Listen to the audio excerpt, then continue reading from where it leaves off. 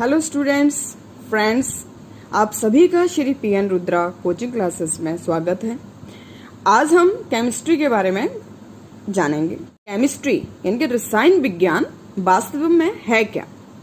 तो रसायन क्या है? रसायन विज्ञान की वह शाखा है जिसके अंतर्गत पदार्थों के गुणों यानी कि जो भी हमारे पदार्थ है उनके गुणों का संगठन, संरचना तथा उनमें होने वाले परिवर्तनों का अध्ययन किया जाता है। आज हम रसायन विज्ञान की विभिन्न जो शाखाएं हैं उनके बारे में पढ़ेंगे। Organic chemistry, physical chemistry, analytic chemistry, industrial chemistry, bio chemistry and agriculture chemistry. तो मैं आपको बताना चाहती हूँ कि एग्रीकल्चर हुआ, बायो हुआ, इंडस्ट्रीज हुआ, एनालिटिक हुआ, फिजिकल, ऑर्गेनिक, इनऑर्गेनिक, इन सब में हमारा जो रसायन विज्ञान है ना, ब्रह्मांड में बहुत सारी जगह ऐसी हैं जहाँ पे हमारा रसायन विज्ञान जो है वो प्रयोग में लाया जाता है। तो जो हमारे पास इनऑर्गेनिक केमिस्ट्री है, जो कि हमने सबसे फर्स्ट पॉइंट इसमें लिखा हुआ है, इसके अंतर्गत हमारे पास क्या आता है? सभी तत्व, यानी कि ब्रह्मांड में जितने भी तत्व हैं वो सभी, और इनके जो यौगिक होते हैं, मतलब जिससे वो बने हुए हैं, उन सब का हम इसमें स्टडी करते हैं। अब सेकंड पॉइंट है हमारा, देखिए, ऑर्गेनिक केमिस्ट्री। ऑर्गेनिक केमिस्ट्री में यौगिकों का अध्ययन किया जाता है, यानी कि किसके यौगिकों का अध्ययन किया जाता है? कार्बन के यौगिकों का अध्ययन किया जाता है। कहने का मतलब यह है कि ऐसे यौगिक जिनमें कार्बन प्रेजेंट हो, उनका अध्ययन हम करेंगे ऑर्गेनिक केमिस्ट्री में। नेक्स्ट हमारा आता है फिजिकल केमिस्ट्री। तो फिजिकल केमिस्ट्री में हम रासायनिक अभिक्रियाओं के नियमों तथा सिद्धांतों का अध्ययन करेंगे, कि जैसे कि हमारे पास जो हमारे साइंटिफिक लॉज दिए गए हैं, जो अभिक्रियाएं दी गई हैं, हमारे पास केमिकल रिएक्शंस दी गई हैं। अब वो केमिकल रिएक्शन किस बेस पे बनाई हैं, किसने बनाई हैं, किस नियम के अकॉर्डिंग वो बनी हुई हैं, उन सब का अध्ययन जो है, हम उन नियमों का और उन सिद्धांतों का अध्ययन हम करेंगे फिजिकल केमिस्ट्री में। नेक्स्ट हमारा आ जाता है एनालिटिक केमिस्ट्री। तो एनालिटिक का मतलब क्या होता है? विश्लेषण करना, किसी चीज का विश्लेषण करना। अब विश्लेषण हम कब करेंगे? तो जब हम पदार्थों की पहचान करेंगे और उनकी मात्रा निर्धारित करेंगे। तो उसके लिए भी बहुत सारी विधियां हम प्रयोग में लाते हैं। तो हम ये कह सकते हैं कि जो एनालिटिक केमिस्ट्री है, इसके अंतर्गत पदार्थों की पहचान और उनके मात्रा निर्धारित करने की विधियों का अध्ययन किया जाता है। जैसे हमने कोई केमिकल रिएक्शन की, हमने वाटर की एसिडिक एसिड को हमने एसिड के साथ रिएक्शन करवा दी, एसिड की बेस के साथ रिएक्शन करवाई, तो हमें ये पता होना चाहिए कि हमें जो भी हम वहाँ पे यौगिक ले रहे हैं, तत्व ले रहे हैं, उन सबका जो हम अमाउंट लेंगे वो कितना लेंगे। तो इन सब का अध्ययन हम करते हैं एनालिटिक केमिस्ट्री में। नेक्स्ट हमारा आता है इंडस्ट्रियल केमिस्ट्री। देखिए मैंने यहाँ पे लिखा इंडस्ट्रियल केमिस्ट्री। अब इंडस्ट्रियल मतलब इंडस्ट्री से संबंधित केमिस्ट्री, औद्योगिक। तो इसके अंतर्गत हम क्या करेंगे? पदार्थों का बृहद परिणाम में निर्माण करने से संबंधित नियमों, यानी कि बड़े रूप में निर्माण करेंगे हम पदार्थों का, तो उससे संबंधित जो हमारे नियम होंगे, जो अभिक्रियाएं होंगी, जो विधियां होंगी, इन सब का अध्ययन हम करेंगे इंडस्ट्रियल केमिस्ट्री में। नेक्स्ट हमारा आता है बायो केमिस्ट्री। तो बायो यानी कि जैव, जहां पे जीवित लोग रहे, मतलब उनका अध्ययन करना। तो इसके अंतर्गत हम क्या करेंगे? बायो में से जीवित, तो जीवधारियों का अध्ययन करेंगे। अब जीवधारियों के अध्ययन में हम क्या करेंगे कि जीवधारियों के ऊपर जो रासायनिक अभिक्रियाएं होती हैं, जंतुओं और वनस्पतियों से प्राप्त पदार्थों का हम इसमें अध्ययन करेंगे। नेक्स्ट जो कि हमारा सबसे लास्ट पॉइंट है वो है एग्रीकल्चर केमिस्ट्री। एग्रीकल्चर का मतलब क्या होता है? कृषि से संबंधित।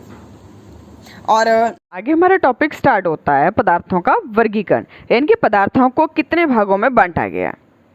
तो पदार्थों को देखिए, यहाँ मैंने फ्लोरल डायग्राम बनाया हुआ है। तो पदार्थ को दो भागों में बांटा गया, इस विषमांग पदार्थ में, यानी कि या हम इसको विषमांग मिश्रण भी कह सकते हैं।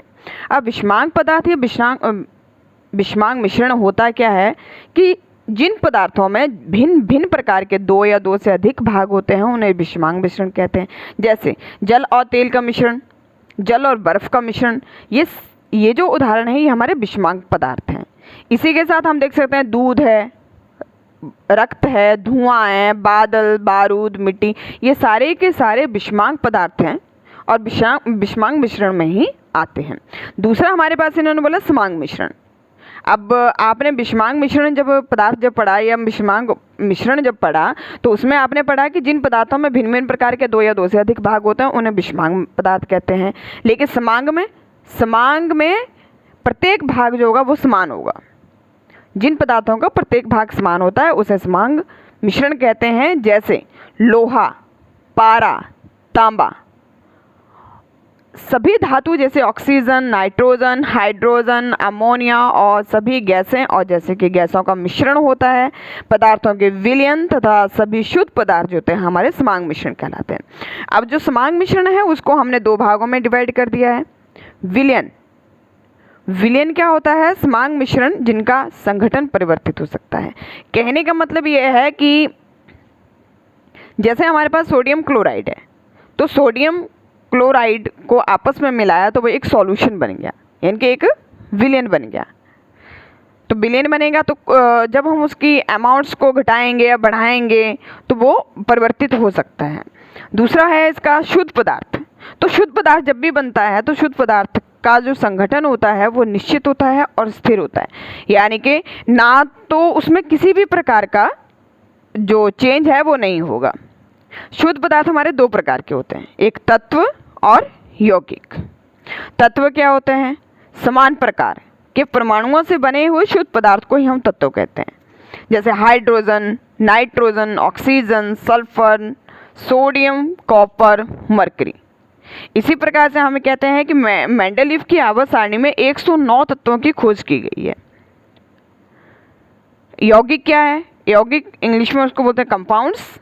तो भिन्न प्रकार के परमाणुओं के एक निश्चित अनुपात में रासायनिक संयोग से बने हुए शुद्ध पदार्थ को हम यौगिक कहते हैं। यौगिक को दो या दो से अधिक भिन्न प्रकार के तत्वों में अपघटित किया जा सकता है। अपघटित यानी कि तोड़ा जा सकता है। जैसे हमारा पास वाटर है, तो पानी हमारा किस किस से मिलकर बना हुआ है? देखिए मैं आपको बताऊं कि वाटर, तो वाटर का सूत्र क्या होता है? H2O। अब पानी है हमारे पास, तो ये किस किस से मिलकर बना हुआ है? H फॉर हाइड्रोजन,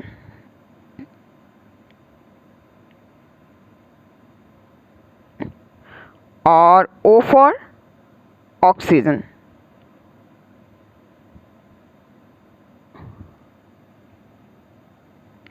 तो दो भिन्न भिन्न पदार्थों से मिलकर बना हुआ है ना, तो ये कैसा, ये क्या हो गया? हमारा यौगिक हो गया। अब ऐसे हमारे पास आता है दूसरा carbon dioxide, CO2। Carbon dioxide, तो कार्बन डाइऑक्साइड किस किस से मिलकर बना हुआ है? कार्बन, C मीन्स कार्बन, और O ऑक्सीजन। इन दो पदार्थों से मिलकर बना हुआ है, तो ये हमारा क्या कहलाएगा? कंपाउंड। ठीक है, मुझे आशा है कि आप लोगों को ये समझ में आया होगा। आज के लिए हम इतना ही पढ़ेंगे। इसके बाद का जो टॉपिक हम स्टार्ट करेंगे वो कल करते हैं। तो कल मैं एक वीडियो पोस्ट करूँगी सुबह, तो आप देखिएगा, मुझे सपोर्ट कीजिए, चैनल को सब्सक्राइब कीजिए, वीडियो को लाइक कीजिए, शेयर कीजिए। जय हिंद, जय भारत।